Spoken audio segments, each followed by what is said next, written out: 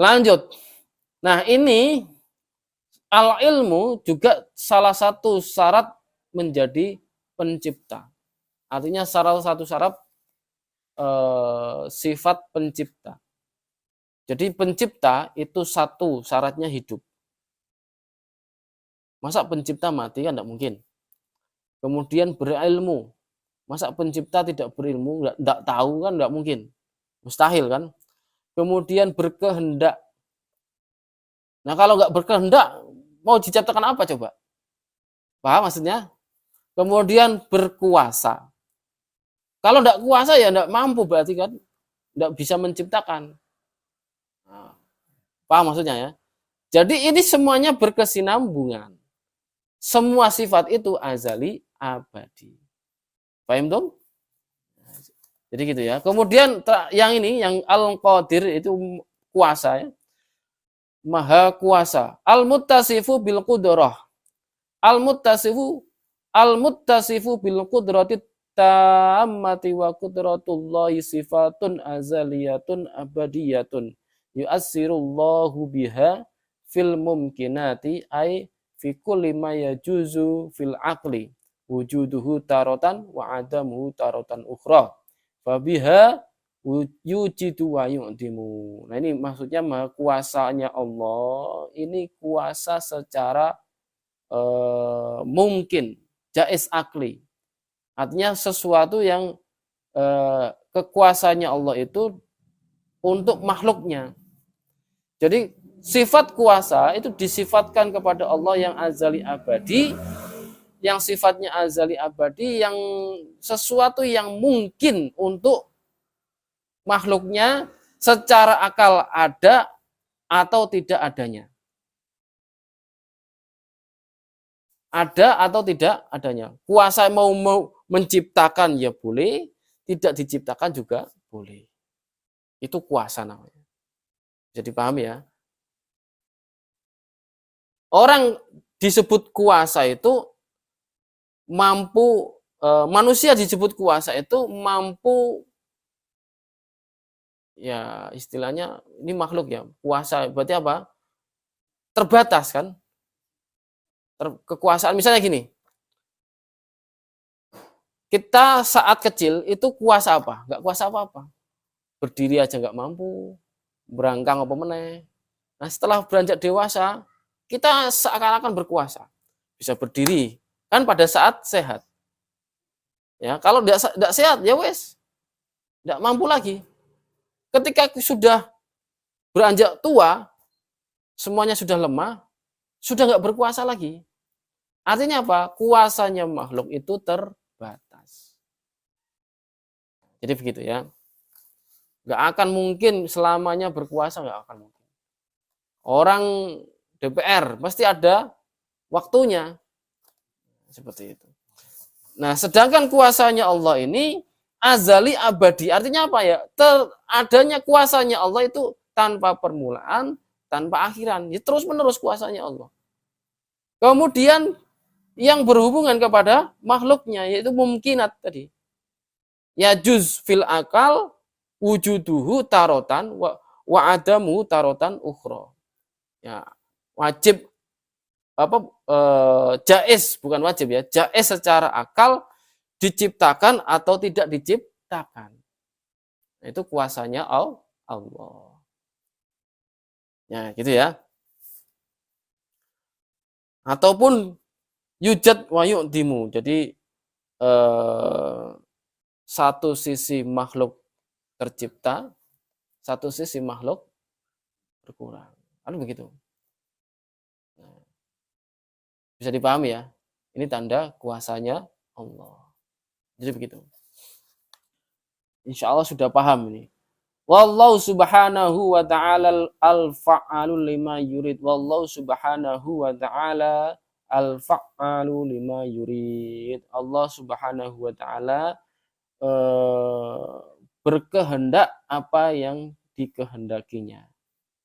Ai annallaha qadirun ala taqwini ma sabaqat bihi iradatuhu ay ala ijadi kulli ma arada fil azal wujudahu Fallahu ta'ala la yu'jizuhu an dzalika syai'un yaf'alu ma yasha bila masyaqqatin wa la yumani'uhu ahad. Nah, jadi Allah Ta'ala berkehendak ya karena seluruh makhluk ini kan ciptaan Allah. Ya terserah Allah, ya kan gitu. Ada makhluk yang tidak berdosa tapi dikasih sakit, kadang bahkan meninggal dunia. Contohnya anak kecil. Padahal dia tidak mukallaf. Tidak berdosa maksudnya, tidak punya dosa. Ya itu haknya Allah, tidak masalah. Artinya terserah Allah. Tidak boleh ditanyakan, tidak boleh. Kitalah yang akan ditanya. Kitalah yang akan ditanya. Perbuatan kita, pertanggungjawaban kita nanti di akhirat.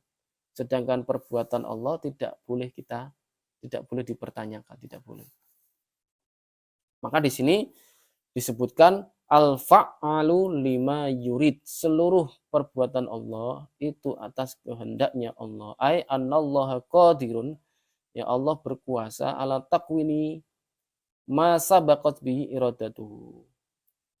Jadi seluruhnya itu ya atas kehendaknya Allah. Ya. Baik wujud makhluk ataupun adam, ketiadaan makhluk. Seluruhnya. Ya, seluruhnya. Wala yumani'uhu ahadun. Setiap sesuatu. Sehingga di sini Rasulullah memberi pelajaran kepada putrinya yaitu Fatimah Az-Zahra dengan doa namanya ini. Masya Allahu kana wa ma lam yasha lam yakun. Artinya apa? Masya Allahu kan, Masya Allah fil azal wujudahu. Jadi sesuatu yang dikehendaki oleh Allah fil azal, artinya di azal, adanya, karena maka wujud, maka ada, terjadi. Ai hasala wa wujida. Ya. Sesuatu yang dikehendaki oleh Allah pada azal, adanya, maka ada, terwujud, tercipta. Wa ma lam yasha, dan sesuatu yang tidak dikehendaki oleh Allah pada azal tidak terjadi, ya, tidak adanya. Lam yakun, maka tidak akan terjadi. Bisa dipahami? Masya Allahu kana wa ma lam yasha lam yakun. Artinya apa? Seluruh sesuatu apapun yang dikehendaki oleh Allah adanya pada azal, maka pasti terjadi. Wa ma lam yasha lam yakun, dan seluruh sesuatu yang tidak dikehendaki oleh Allah adanya, ya pasti tidak akan terjadi. Bisa dipahami? Masya Allahu kana wa ma lam yasha lam yakun. Masya Allah fil azal wujudahu kana ay hasala wa wujida wa ma lam yasha Allahu fil azali wujudahu lam yakun ay lam yujad wa masyiatullahi la tataghayyaru li anna taghayyural masyiati dalilul khudusi wal khudusu mustahilun 'ala Allah. Karena kehendak Allah itu tidak akan berubah. Wa masyiatullah, kehendaknya Allah, la tataghayyar, tidak berubah. Li anna taghayyural masyiati, karena sesuatu yang berubah, ya, kehendak yang berubah itu dalil, sebagai dalil bahwa hudus itu makhluk. Wal hudusu mustahilun 'ala Allah. Sesuatu yang baru itu mustahil kepada Allah. Bisa dipahami? Nah, jadi gitu. Jadi kehendak Allah sudah berkehendak pada azal bahwa ini yang terjadi. Pasti nanti akan terjadi. Makanya tadi saya kasih analogi bahwa laptop diinstal ya kan, menginstal Photoshop misalnya, ya sudah Photoshop terjadi. Kemudian tidak menginstal Corel Draw ya tidak terjadi. Paham maksudnya? Ini kehendak Allah. Kehendak Allah pasti pada azal. Azal tanpa permulaan dan abadi selama-lamanya. Tidak berubah. Berarti apa? Sesuatu yang sudah dikehendaki oleh Allah itu terjadi, maka pasti terjadi. Dan sesuatu yang tidak dikehendaki oleh Allah pada azal tidak terjadi, ya, artinya tidak dikehendaki terjadi, tidak ada maksudnya, ya tidak akan terjadi. Bisa dipahami? Imam Maliki sama Imam Syafi'i mengatakan bahwa rezeki itu harus diikhtiarkan. Ini menurut Imam Syafi'i. Sedangkan Imam Maliki ya tidak harus diikhtiarkan. Nah, dibuktikan sama-sama mempunyai, silakan dibuktikan. Imam Syafi'i akhirnya cari pekerjaan kan. Tiba-tiba ada tukang bos apel, bos kebun apel. Nah, Imam Syafi'i bekerja di situ seharian penuh. Kemudian akhirnya dapat upah apel sekarung. Nah, dengan bangganya ini akan menjadi dalil bahwa rezeki ya harus diikhtiarkan. Ini nanti saya ajukan kepada guru saya Imam Malik kan gitu. Nah, tergopoh-gopoh dibawakan ke Imam Malik. Ya, wahai guruku, ini apel sekeranjang hasil kerja saya. Kebetulan tadi pagi saya pengen apel, tapi tiba-tiba alhamdulillah datang sendiri. Berarti apa? Ya berarti benar adanya. Mau diikhtiarkan juga boleh. Nah, paham maksudnya ya? Nah, jadi mau diikhtiarkan juga boleh, mau tidak juga tidak apa-apa. Maka apa tadi? Yang wajib diikhtiarkan adalah yang halal. Bisa dipahami? Jadi pekerjaan apapun boleh, asal halal. Karena perintah Allah itu halal. Anak ada rezeki yang haram. Contoh misalnya, bukan dari sini, saya kasih contoh yang lainnya. Si fulan ya, kepepet utang macam-macam, ditagih bank detail segala macam, anaknya nangis, nggak ada uang, nggak ada apa. Akhirnya apa? Istrinya cerewet misalnya, sampai kemudian imannya lemah. Akhirnya apa? Dia mencuri. Mencuri untuk apa? Memenuhi kebutuhan keluarganya dan membayar hutang dan lain sebagainya. Dapat rezeki dapat. Jadi apa? Hasil mencuri. Tapi haram. Berarti apa? Rezeki yang haram itu juga rezeki. Karena apa? Bermanfaat untuk dia.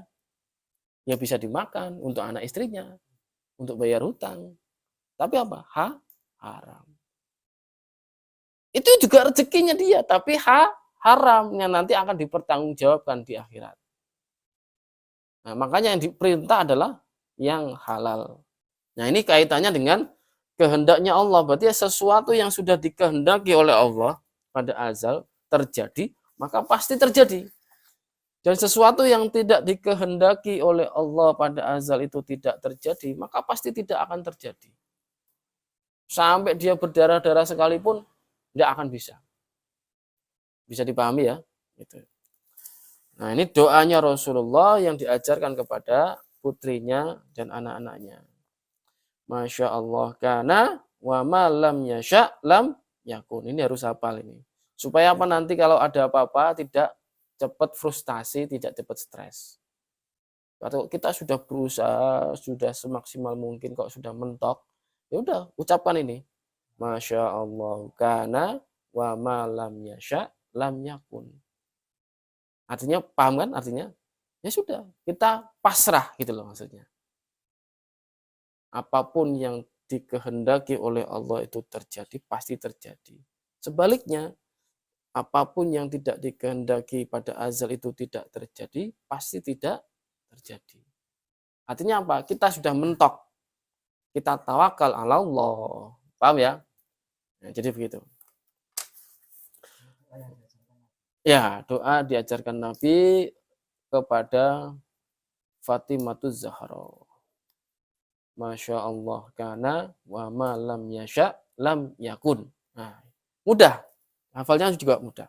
Pemahamannya juga mudah. Kalau sudah ngaji tauhid, sudah paham ya, insya Allah nanti ke depan menghadapi kesulitan apapun, baca doa ini selesai.